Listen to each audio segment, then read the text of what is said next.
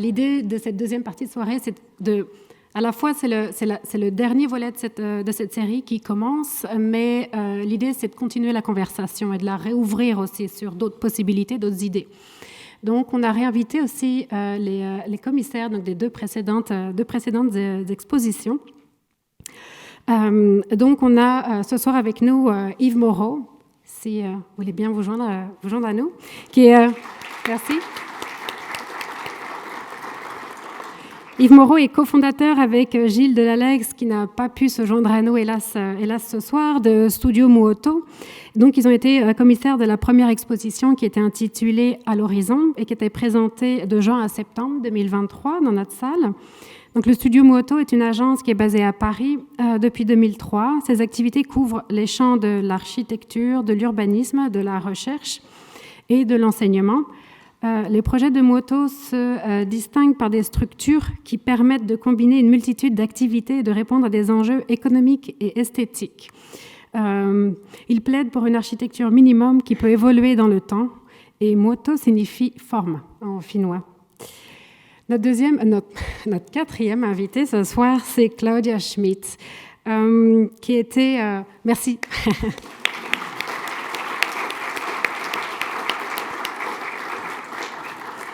Claudia était donc commissaire du deuxième volet, donc cette exposition du projet. Donc l'exposition était intitulée « Sans nostalgie », qui était présentée donc d'octobre 2023 à janvier 2024. Claudia Shmidt est architecte et docteure en histoire et en théorie des arts à l'Université de Buenos Aires.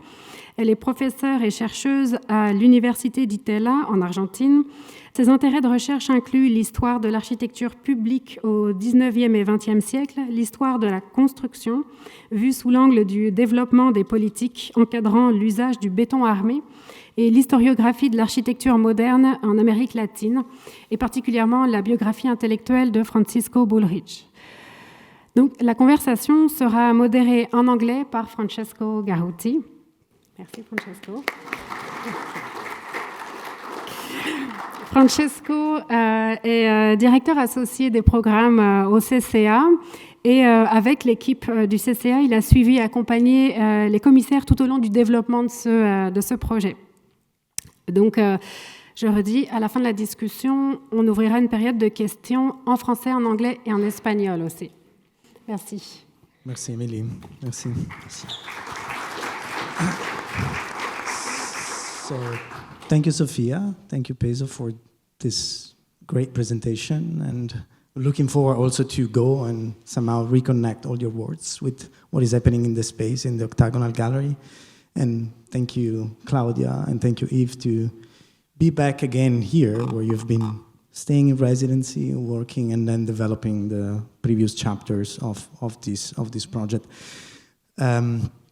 It's kind of an important evening for us because, of course, we are wrapping up a key stage of a long process that, as Claudio Williams mentioned a few minutes ago, started in 2019. So with the dialogues and then the donation of the archive at the CCA. And the CCA, as among the many goals, let's say, that we have when we develop, we treat, and we process archives, there's one that's maybe the most important, or the one that we feel is the most urgent, which is activating them, making them contemporary, using the archive to speak to the present. And the Out of the Box series is actually as a specific way to do it, which is the one of connecting the work of historical kind of architects, or the archive in itself, with contemporary practitioners.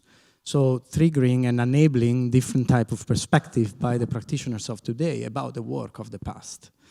Somehow I can say it's about adding a layer to the reading that scholars, students, and any type of researcher is used to do on an archive, with a specific format, which is the one of the exhibition. So as you all can imagine and know and see, exhibitions, I mean, at the CCA, exhibitions are always not meant to be site for displaying objects, but actually site where we experiment or we research through the exhibition making process. And exhibitions are, of course, allowing for visual connections. They are open to multiple interpretation and creating kinships between material, space, and content in many different ways. So that's why, let's say, the process from the box to the exhibition in the out-of-the-box format is try to be, the shortest as possible. All Sofia, Claudia, Pezo, Yves, and also Gilles, they've been with us in different kind of moments throughout, I would say, 1 year. And being in residency meant staying with us, researching, opening the boxes of the archives, and then coming up with their interpretation, and then being in dialogue also with the production team and all the teams of the CCA to immediately transform what was their feeling of a potential kind of interpretation of the archive into a space. So the making of the space was coming out of the reading of the space. And I think that maybe to kind of kick off the conversation tonight, the best way is also to kind of wrap up or kind of listening also the story of Claudia and Yves, so the previous 2 chapters, in order to then open up to a conversation which is going to be very rich because it's about thinking and rethinking what we have been seeing and researching. So maybe, I don't know, Yves, you're going to be, we start with the chronological order, right? I was thinking to, we are also in chronological, kind of a time-related order on this stage. So Yves. Merci beaucoup. Thank you very much. So we'll do it in English, so no problem at all. I mean, Amancio, he was an architect. He was also engineer, but he was also an airplane pilot. And actually, the first image we encountered when we were looking at Amancio's work or researching just before coming to the CCA was Amancio standing in front of an airplane. And while we were searching through the material here in your vault, in your basement, we came upon these pictures, these airplane pictures, where he took photographs of the landscape, of bridges, of cities, of the Pampa, of the river. And somehow, we imagined him like steering his airplane with one hand and taking pictures with the other hand. And so he actually was kind of probably looking for, this idea of suspension, the idea of being detached from the ground, the relation also to the horizon, because when you're in the airplane, you have this view on the horizon really far away, and you see also the landscape, I mean, from a distance. So it kind of somehow detached from this ground that was there. And when we started to look through his projects, we picked out 2 projects, actually.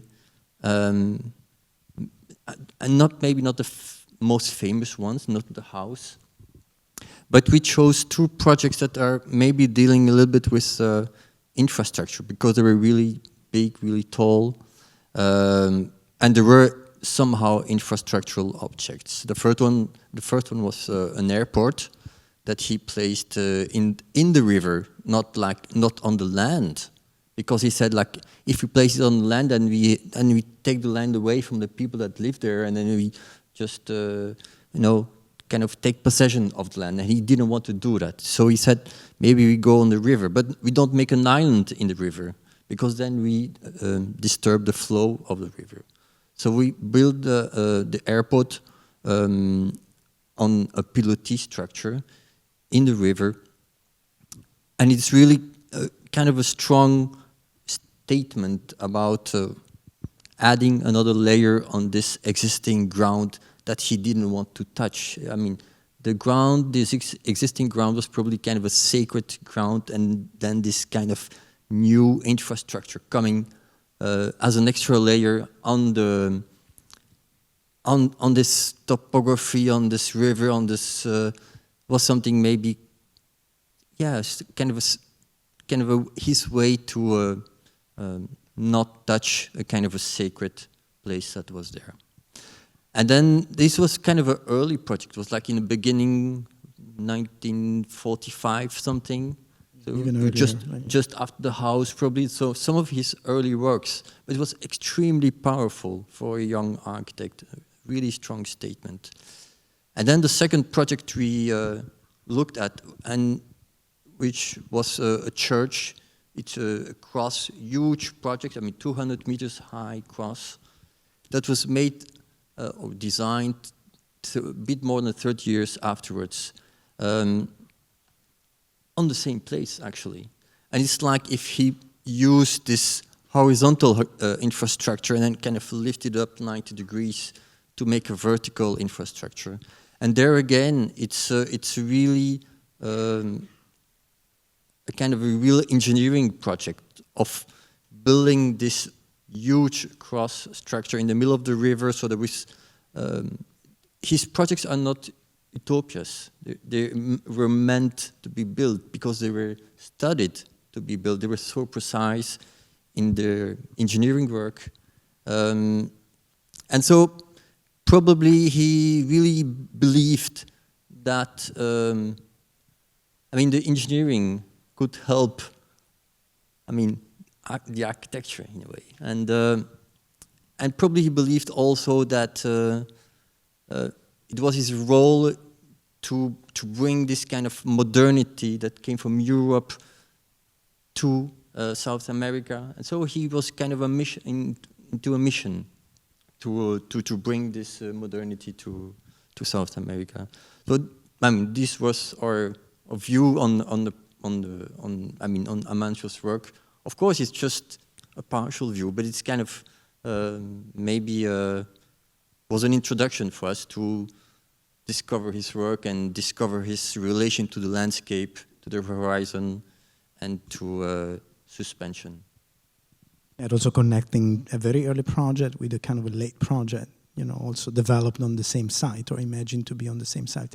We are seeing, behind us, like some of the images of the previous chapters, so some of the images of the airport and this monument on the Rio de la Plata that Yves mentioned. But maybe Claudia, you can also talk about your visit, your research, and your idea. Okay, I'll do it in Spanglish. Well, I think the first idea I had when I was invited to do this, for me, crazy thing, I had the intuition that I knew a lot about Amancio's letters. Claudio has just said that the archive has more or less 6,000 plans and 5,000 letters, so there is a lot of work there. And I was lucky because from the very beginning, I can, on the Excel sheet, the organization that Claudio and his daughter and his family did with all the letters. There is a incredible document because the letters are organized chronologically in different sheets. The send letters, the list of the recipients. There are different sheets, especially with the most intense correspondence between Le Corbusier, between Malcolmson, of course, Curators and others. So thanks to that document, that it's a new document over the archive, I could prepare a selection, and it was a little bit of hazard, and also I tried to select, viewing the list of recipients, these so well-known nouns. For example, he wrote to Jackie Kennedy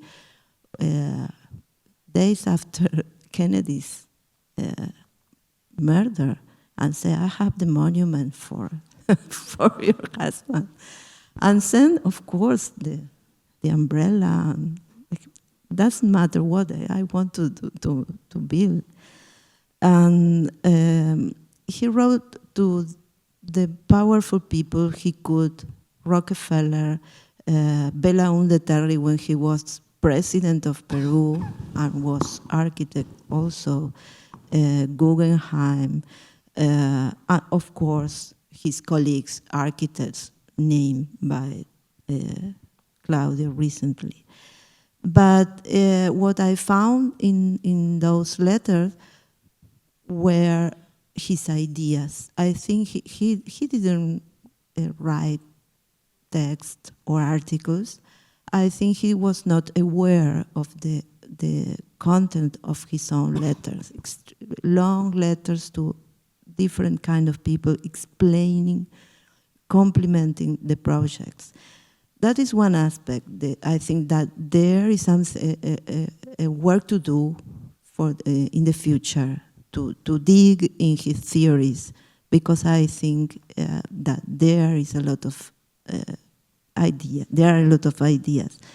3 of them are repeatedly in those letters. The beauty intended as a sort of human right. The people has the right to beauty, the humanity, as he loved to say, the beauty through the spatial qualities, and the aim of transforming the way of life of the humanity through the relationship with nature, before the ecology and all those ideas. That's why the title, it was a long discussion about the title, Far From Nostalgia. It doesn't look much more English, the same as the city that humanity needs. Malcolmson said, it doesn't sound very, looks like more Spanglish, but go ahead and use CHN. The acronym will be perfect. So, I think that the important thing of the experience was that all this idea through the whole life to the end was through 3 projects: the Hall for Spectacles, the theater, the circular theater, the building, the office, the suspended office building, and the transitioning of the house in the space to the city that humanity needs. From the very beginning, years and years and years, he again and again sent and tried to build anywhere. That's the idea of timeless, and the idea of placeless. No, it doesn't matter where, it doesn't matter when. And he said, for example, in the 60s and in the 70s, I send you here my project from 1943.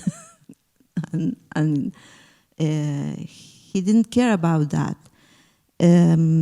So I think it's the work or the job for the next generations and the people who are coming to study Amancio is not about remembering, but it's about understanding and reflecting on his ideas that I think today are still very contemporary. Thank you. Yeah.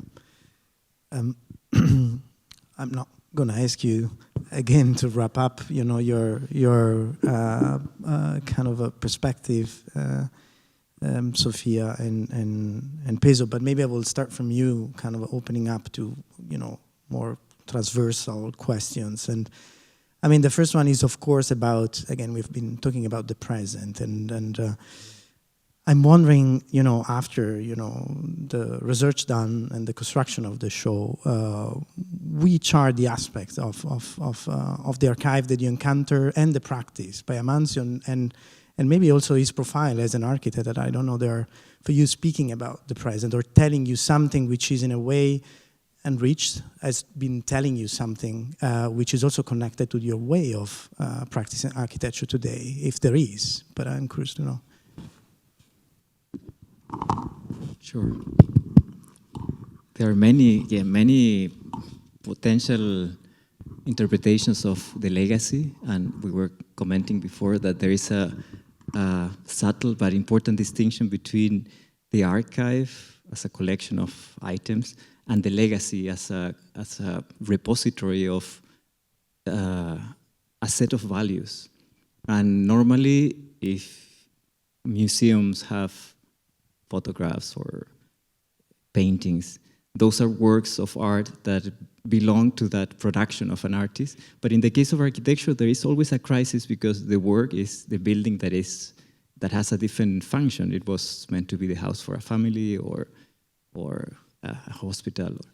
But in the case of Amancius, there is one case that falls into the category of being documentation of a work of architecture, but all the others are unbuilt projects, and therefore they're idealizations of a potential building, and therefore everything that he managed to do, which is the intention for a future project, belongs now to the collection. So the whole thing is at the collection, and that is very relevant because it shows the continuity. It's a way of having a kind of direct expression of that endurance. We were commenting on the text, that capacity to resist over time. And I think that as a legacy, as a message for new generations, for all of us, it's important. The capacity of an architect to be following intuitions and over with this kind of obsession about it. And of course, one could also read it as a more like a negative theology, as something that some practices are not able to do, as a wrong model, because if perhaps you follow this path, you're bound to fail, you are bound not to build.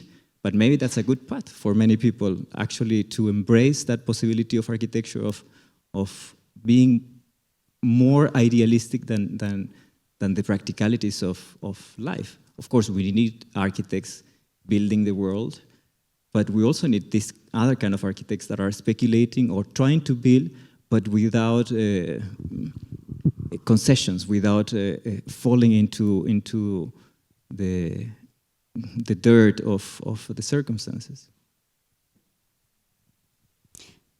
I think we were mentioning earlier whether there was something that, being faced again with the same archive, what would we look for, no? Because there's always a first search, and then if you would have more time, you would maybe go over it again. I'm the more I look at things, and we said it at the beginning, I'm fascinated by the fact that there is a depuration in the language that he uses that is almost atemporal, that you look through projects that are from the 40s or from the 60s, or even, if you would present them today, they are as valid. There's a strong architectonic language, a strong faith in the power of architecture that is atemporal. And in that sense, I think it's extremely relevant, because maybe, that might be another mission, to keep on sending letters, see if anything gets filled, no? Maybe, I don't know if there has ever been an attempt of anyone reaching out and saying, I do want to build this airport, but I do believe it's a language that is atemporal, despite having all of this modernist undertone. There's something that exceeds and talks about very basic relationships of, you were saying, like, now we would call it more ecological concerns, but I think they're almost like atavic concerns. They belong to every epoch and to every human in the world. Claudia, yes, he loved to talk about his atelier as a research center. No, he said we are doing research, and for many years, I think until during all his life, young students wanted to go to his atelier to have an experience and work with him. No, for money, of course, he had no money, and and that was not the goal. They wanted to go, for example, the modernist generation of the group called OAM, Organization of Modern Architecture. I don't know, the most important modernist architects in those years during the 50s, like, of course, Francisco Bullrich, Bortagaray, Valiero, Carmen Córdoba, Alicia Cazzaniga, and many others after. Most of them went there, Bortagaray also, they went to the atelier to see the maestro, to see how it is to design like that. And of course, I think that he took some basic idea of the concretism, this idea of concrete art.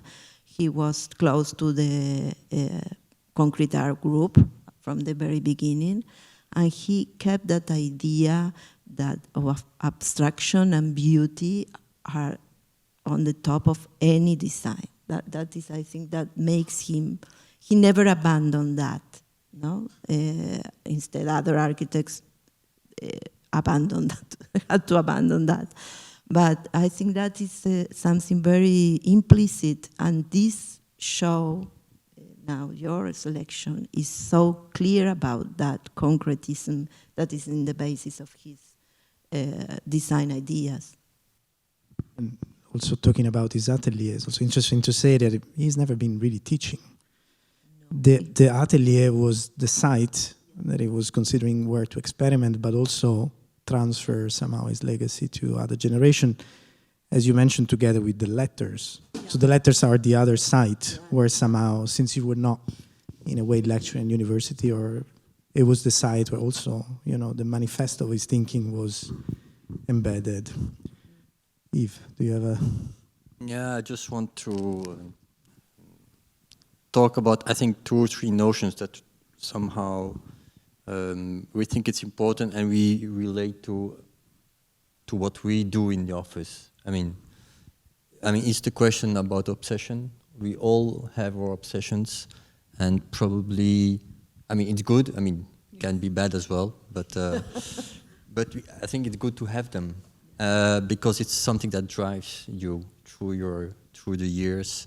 The second thing is the notion of time, and I have the impression that many of his projects were precursor. I don't know the English word. Ahead of time. Out of time, but ahead of time of. He was not into fashion, and somehow that's quite important, as young officers. Because if you're into fashion, then tomorrow you're out of fashion, and that's not the thing.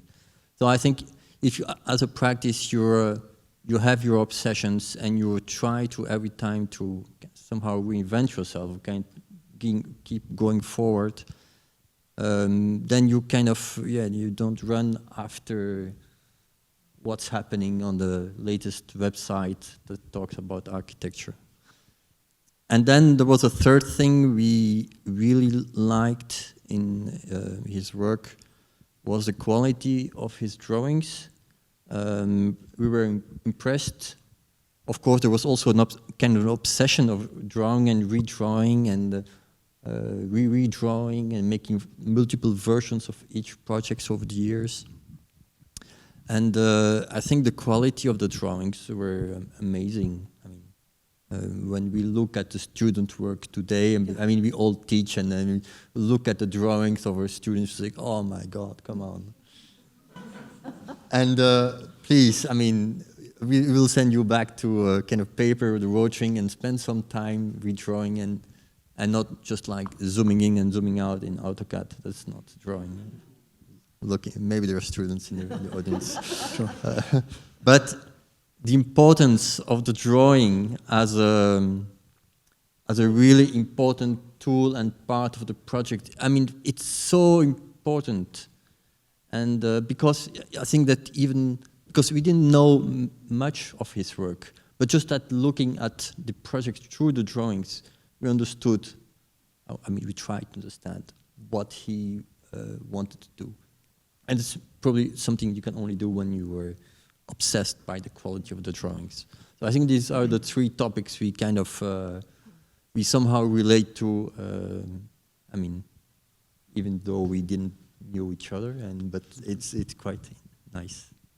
Yeah, and you're mentioning something about the notion of time, which I think is a topic that, I don't know, has been touching all of us. I mean, you as practitioners, researchers, and curators, but also our team, where all the CCA teams who have been working on the project. So the fact that sometimes, we were also discovering things with you and opening boxes, not for the first time, but kind of, and finding difficult sometimes to position chronologically in time some projects. Like the airport being 1943, it was like, oh, yeah.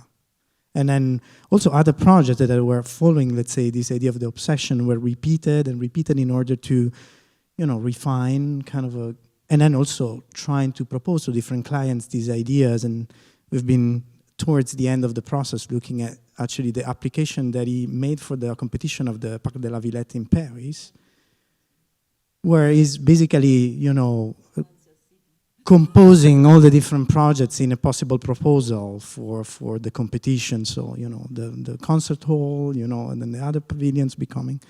So I'm wondering, because there is also, to me, this sort of a contrast between what you were saying, so being ahead of time, but also being very pragmatic and trying to be in the present.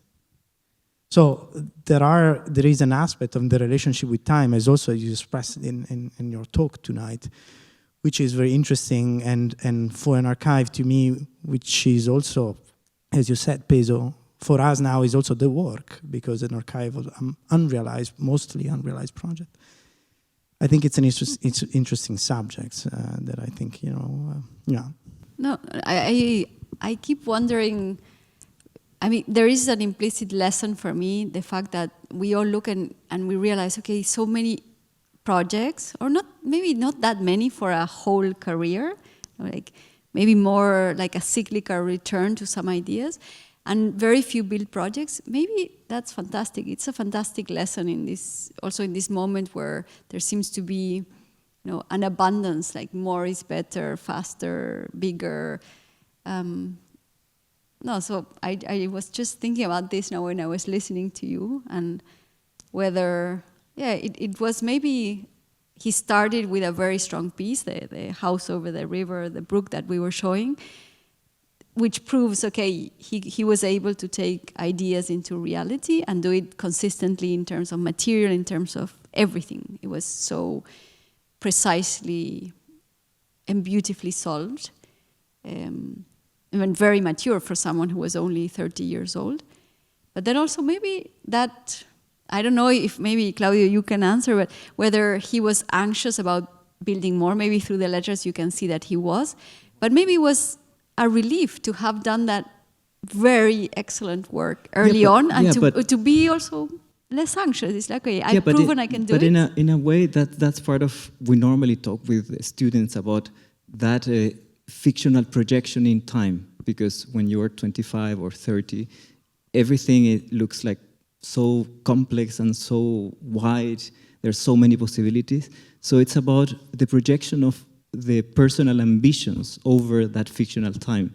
Because in a way, if you think about what would be the right path for someone starting a career in relation to those first steps, do you go like walking very safely on very small step, or you jump ahead and you might break your leg, or maybe not? Or so in a way, we normally tell students that maybe there is some kind of wisdom in having a very low expectations for your career.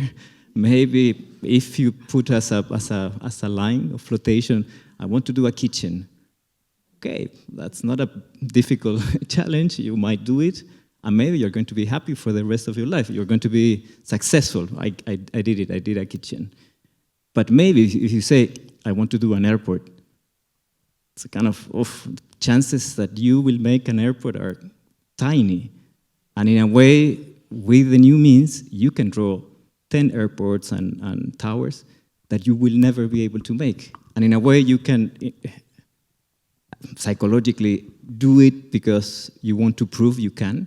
But in a way, it's a trap, because then you're going to have that shadow of those big projects cast on everything else, on your early life. And I think it's very dangerous, in a way, to do it that way. Yeah, but then again, I think it's quite interesting that he provoked his own subjects for the projects. Because, I mean, he had no commission for the airport. So he said, oh, I have an idea of the airport and this is what I want to do, and and it is, I think this is an attitude which is quite interesting. Of course, you cannot only do that. But I think for us, I mean, in our office, I mean, sometimes we try to, if we want to explore new typologies of projects, we just do them. And of course, we have absolutely no chance of building them, etc. It's like when you do open competitions or once you were invited. Yeah, but that's precisely, in my view, the problem with competitions. Yeah, but I mean, once we were invited to do an exhibition, and instead of doing an exhibition, we said, oh, we will make furniture. Because we never did furniture before. So for us, it was a way to hack the demand to do an exhibition into making a project. And somehow, what I feel that he was doing, he was making projects all the time and kind of transforming, using, and redoing a project, and not thinking about a kind of a career. I want to do this, and this, and I see a path going there, and when I'm 75, I will have 50 people working for me, and I will be Norman Foster. No.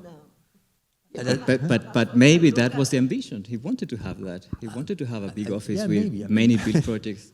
It didn't happen. Yeah, Emily, you have to also stop us whenever, because we want to have a conversation with all of you. So maybe another point that I wanted to raise, because I think it's something you've been all somehow touching, and it's an issue that we discuss also. It's like, what type of modernity Amancio was somehow imagining or building. And at the CCA we have kind of several archives, about, what we can define the global modernities or modernities across the globe, and of course tackling different issues and rethinking different ways of imagining what architecture was doing in that specific moment. Amancio, as Claudio mentioned, has been also a figure kind of a bridging, and you all have been kind of dealing with Claudia, of course, you've reading all the correspondence and making a project of the correspondence, you've been studying closely this relationship with European and North American kind of figures. But at the same time, he was also acting, as somebody trying to reinvent a new form of modernity, but also bridging other instances from the masters, the peers. So I'm just wondering, how would you define, Amancio Williams' modernity? I think because the other part of the letters were the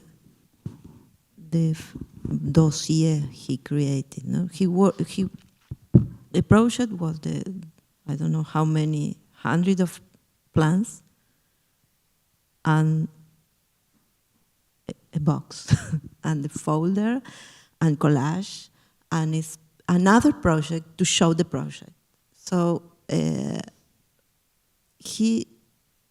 his modernity, I think, was he said, everybody, with this project, we will make the life of the people better.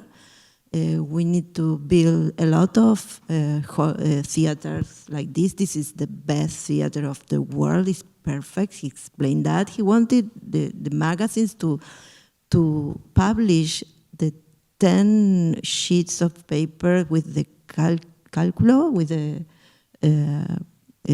acoustic studies, for example. So if you are going to publish the theater, you have to include all the specification for acoustics just to show that it's the best theater of the world. And that should be for everybody. And that should be built by the states, any states. So that was a goal. He always wanted the states to do something for all the people.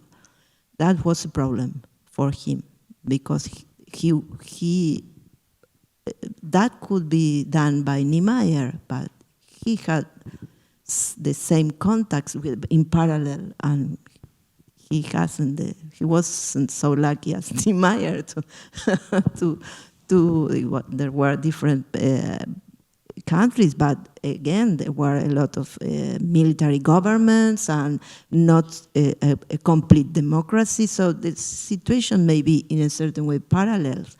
But that is a problem and the modernity was trying to think who is in charge to build, and modernism always, in a certain way, believed in the states and the general governments to build for the people. So that, I think, that there is a challenge also today. I see it as a political move, because it's clearly one could interpret the work as a form of colonial conquer, of bringing education and professing a certain view of the world, and which was the case of Baroque, neoclassical, postmodernism, like many tendencies that were translated into the local cultures as an imposition of the truth. And I think that's interesting, that modernism became a flag for governments to clean, to have a modern society, but in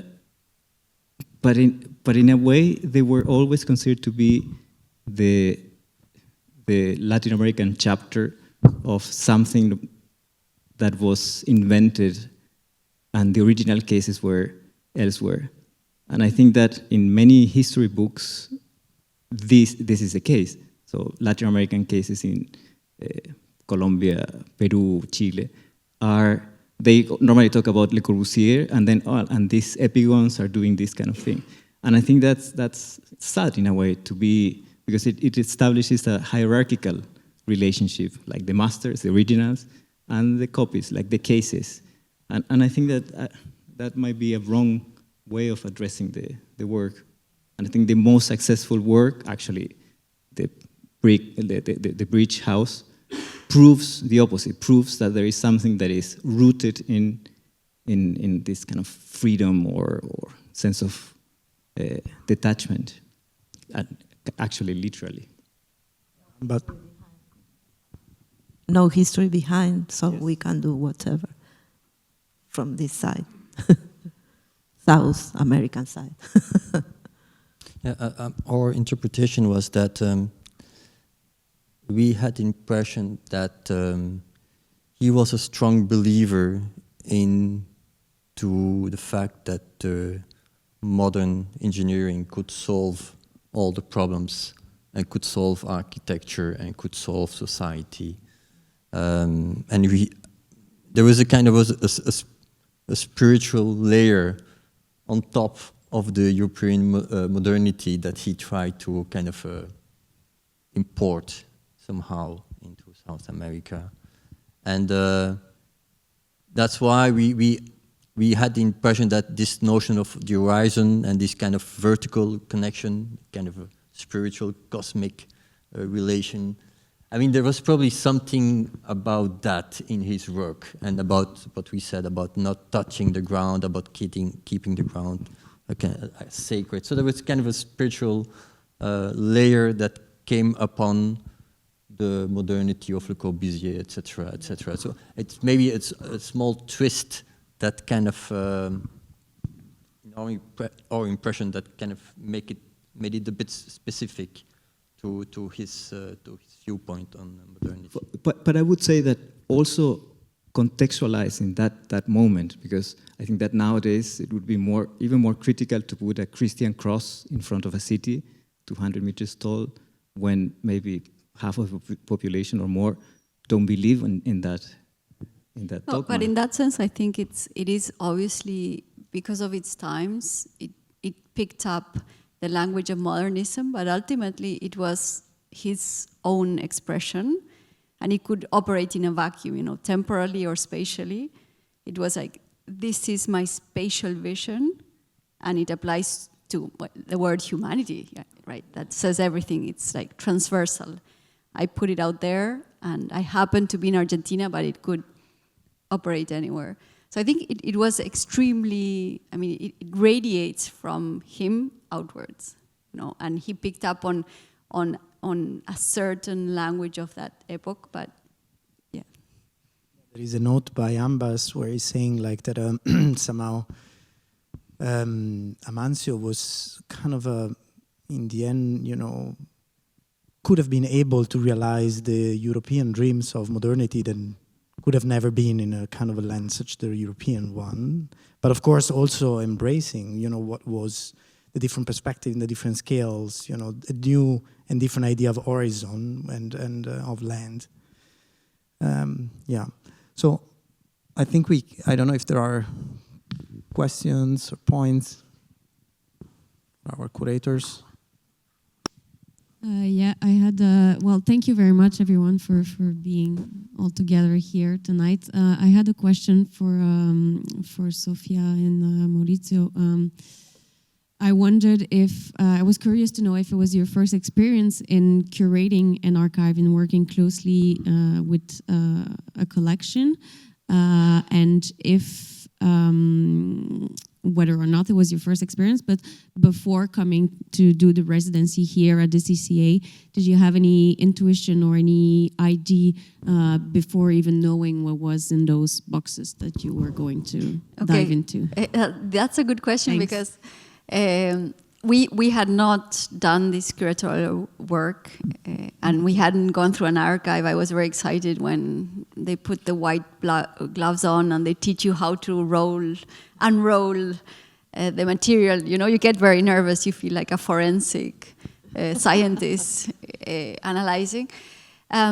We had on purpose, because I studied in Buenos Aires, and in Buenos Aires you have in the UBA, in the university, all my career, I was telling Claudio, I walked up these staircases with my little projects, and there were, all these projects were hanging on the walls, no? And so that was a constant reminder every day. So when we were called to look at the archive, it made me very nervous. And the first thing we said is like, we're not going to look at the house over the creek, no? Over the arroyo, over the brook. But then as we looked, of course you have to do that in a limited amount of time to go through so much material. But as we started looking, we realized actually it is an extremely powerful built work. And we were very impressed by that juxtaposition of domesticity, and I think all his other projects have that same scale, no? The monumental scale. The horizon, everything you've been talking, the ambitions are monumental as well. But then when you confront it with domesticity, I think that's something that for us was extremely brave. And yes, and then trying to find material through the archive to show that. Was it very early on that you had this idea of monumental domesticity, or some things that you maybe came upon in the archive or discovered made you change your mind? We had the idea of looking at the other houses. We knew, because we received a long list with the material, and we knew there were several houses. So we looked through all of the houses, the scale of individual domestic families. But then we realized that the material was very irregular in technically, but also conceptually. There were some of them very incomplete, some of them like this house with a lot of drawings and details. So we decided to make it much more clear that only select a couple of cases. But the notion of domesticity was there from the beginning, yes. I have to say that the very idea of touching the drawings, it's very romantic, and also, it's impressive.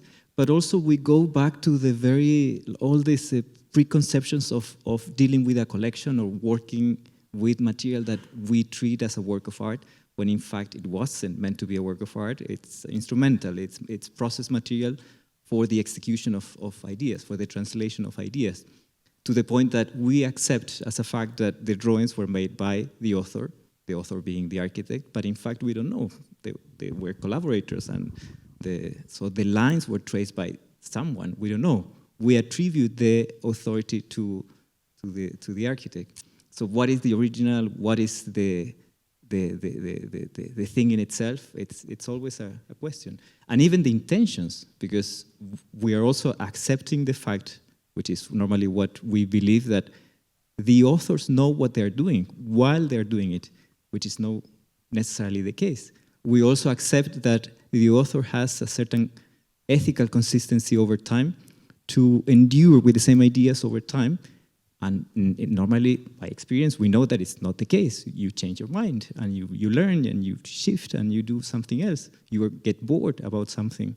And also we're seeing the whole collection as one thing, one consistent thing, but it's not necessarily the case. Even for the author, I would dare to say that maybe after 30 years, which were the intentions? You maybe forget about the intentions, and maybe that's the right of the author, to actually, even to have the right to forget about your own intentions and to see your own work like in a more naive and unprejudiced way. Sofia, I remember the first time we've been talking at the phone about this project. Actually, you were on a construction site in Chile, very difficult to hear you.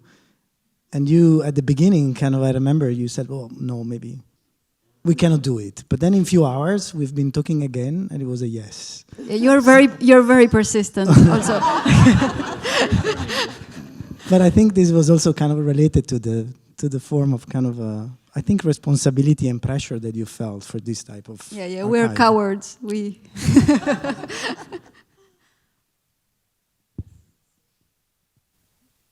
have other questions. Hi, thank you very much for such a wonderful talk. I was utterly inspired, thank you. And also want to put together the series of exhibitions, the 3 exhibitions on Amancio Williams' work. I guess if you would allow me to make some observations, I find it very interesting that the 3 the exhibition design reflect the way of which your individual respective interpretation of the work, of the body of work. And to look at it actually very interestingly chronologically, how the exhibition transform through the way that the narratives that you project through the exhibition. I find that immensely interesting. And so I'm thinking about this in 2 aspects. The first aspect is to situate Williams' work in that time, let's say in the contemporary of Catalano, Eduardo Catalano and Eladio D'Este, who, along with Williams, have actually a somewhat of an engineering approach, one could say. And what is interesting for me to look at this exhibition is to see that, and correct me if I'm misinterpreting, but to see that in the first and perhaps therefore the second iteration too, there's actually a quite almost respectful way of interpreting the work and to present it in the way the exhibition is presented. And then in this current iteration, there's an aspect of that is actually not just showing the work, but there's a way of presenting it in a very humanist way, I guess I would put it that way, which I was not fully aware of that, of Williams' work. When I just sort of first glance, you look at it and you know the suspended skyscraper, and you know the house, the bridge house, and the first impression would be, oh, okay, for me at least, not having seen the archive, is to situate that with, let's say, D'Este's work and again Catalano's work. You see somewhat of a almost like a collective visionary in the way that they approach architecture. And so when I look at it today at the exhibition, the humanist aspect of it I find profoundly moving. And in that sense, to frame it back to your own work, I can see the sort of connections in how you see the work. So I just want to, first of all, just tell you, just to the four of you, and also to CCA, how much I appreciate this series of exhibitions, and to reinterpret and imagine this body of work in lights that I wasn't able to see before, prior to these exhibitions. And I wonder if you could reflect upon your own work, your own process of how this, and now that you've seen all three, if you have sort of any insights that you would like to share with us. Thank you.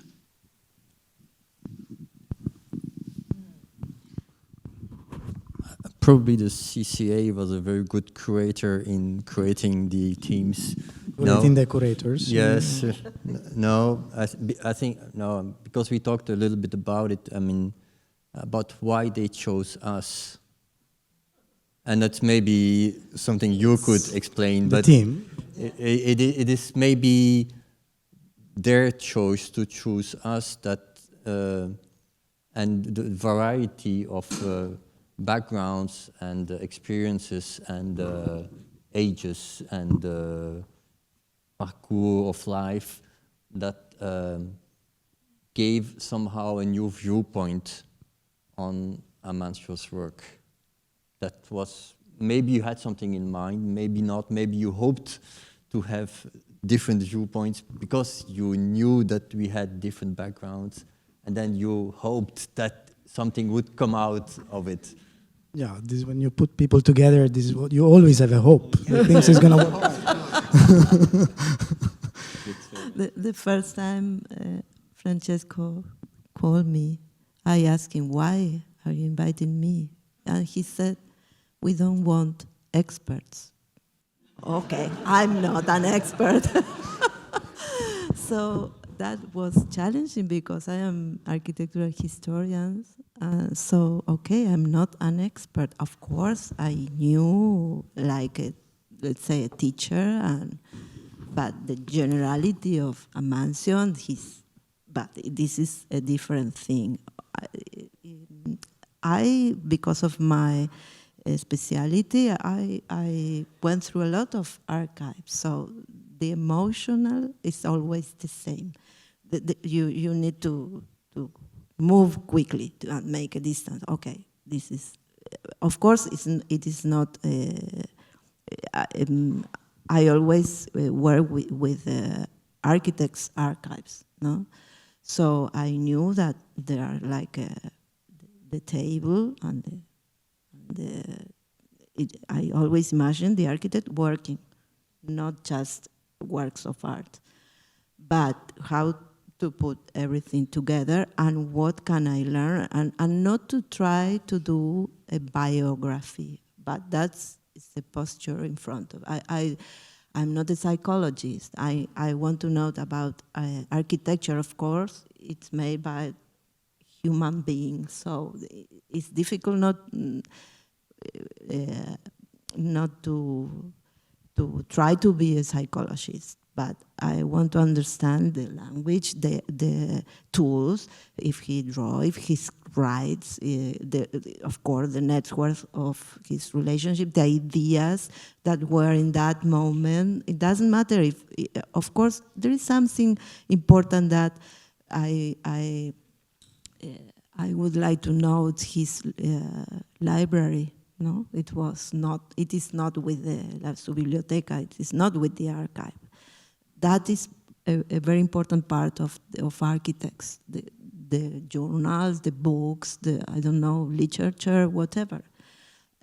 So that is the approach and the challenge of, I'm not an expert after this experience, but I'm really very interested in becoming in the future because I finished the experience and I only read, I don't know, 300 of letters, and there are 5,000. Yes, I think that the question about the humanistic dimension of the work and how that resonate with our own production. I think it's very, very important. And especially in the context of a kind of work that is, in a way, the opposite of taking things out of a box. I think there is a black box, very hermetic there, that, in my view, should remain that way. So I read it as, this is, again, pure psychology, that the ultimate legacy is that mystery of a production in the life of an architect doing something so persistently, but with a first work at the very beginning, 30 years old, that is a masterpiece, that proves with the drawings, with the details, with everything, proves that he can do whatever he wants. But then everything else is unbuilt. I'm exaggerating, but that initial work justifies everything else. And in a way, that, in my view, that's a mystery. It's a humanistic project in opposition to the. Nowadays, there are a lot of humanitarian projects that are more about the necessity, the urgencies. But this other project, in my view, the very humanistic project lies in finding a personal voice to reflect on what is important for the individual, for the existence of that individual, a sense of responsibility, not only with society, but also with a human being in the world, which is it's a very difficult problem. Like, what do you do as a person? How do you become someone? Becomes that idea you have of yourself. I think that's a very humanistic project, and I think that, luckily, in his case, that remained protected on a black box. Yeah, I agree with what Pezo is saying. Now, the other to me important fact is, like, I mean, it seems very banal, but the archives are not kind of a sequence of projects. They are basically, constellation of fragments telling you the story of a human being, of a person. And so it's inevitable to me that, any type of reading comes with a sort of a kind of a warm feeling of a sort of a relationship that I mean, you told us you have been feeling reading the letters, but also looking at the many attempts of connecting things. And so this is a component that I feel makes also powerful the fact that you're reading ideas of a person and of a person. It's not kind of a rational connection of just elements. And I think this is I don't know. I think I felt in all kind of the iteration of this sequence of project with all of you. And maybe the last. Oh, sorry, Sofia. No, go ahead. No. No, I wanted just to kind of just follow up what the Claudia was saying about the non-experts. I mean, it's somehow part of the rationale we are using, to select the curators and the practitioners for this format of research and exhibition and book project. Because being a non-expert, but somehow, of course, curating a selection of figures who can relate, have a different type of relationship with the subject, triggers the reading from a different perspective. Otherwise, we will be most probably ending up with the risk of replicating readings that we have been already, exploring, studying. So really the point is and none of you has been making the ultimate point about what is the presence of Amancio in the contemporary discourse of architecture. But for sure you have been able to open and other doors that I feel coming from a sort of a kind of a different relationship that is not the one of the expert, was more natural and organic to the process of producing a show. So, yes, and I mean, through looking at the work, you definitely see it's a mirror of Amancio himself, and then obviously it's three mirrors of us. But then there's also the mirror of the CCA, right? We're all somehow creating this kaleidoscope of visions, which I like the fact that none is over-imposing, like they just create a filter in both ways. Like we're looking at him and he's looking back at us. I guess, yeah. So if there are no other questions or points, I think, there's another question. Thank you so much. Just a quick question is, what's the status of the house at this point in Buenos Aires? It was declared it's protected now, and now it became a museum. It's owned by the city. Restored, totally restored. And actually, recently it won a prize, the restoration, for the quality of the restoration. Great, that saves the day for me. Optimistic. Yeah, fantastic. Je pense qu'on va clore les discussions de ce soir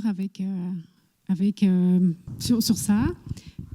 Est-ce que did you want to add? Yeah, I just wanted to conclude. Thanking all the CCA teams who have been working hard to make this.